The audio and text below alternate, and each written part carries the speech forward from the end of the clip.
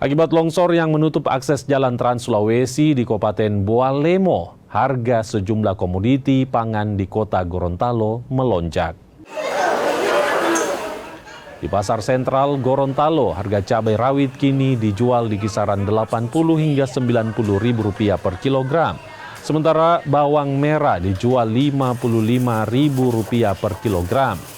Mahalnya komoditi pangan dipicu stok yang kurang, dampak akses jalan Trans Sulawesi di Kabupaten Boalemo yang tak bisa dilalui akibat longsor.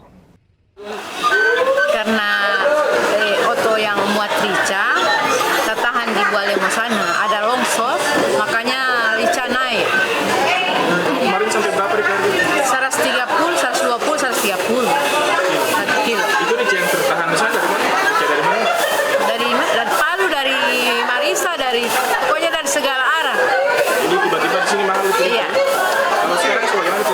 Sekarang agak turun, tinggal 80 sampai 90. Tapi kalau rica harga 90 itu kayak mahal tuh? Mahal juga, masih mahal. Kalau DP normal biasanya?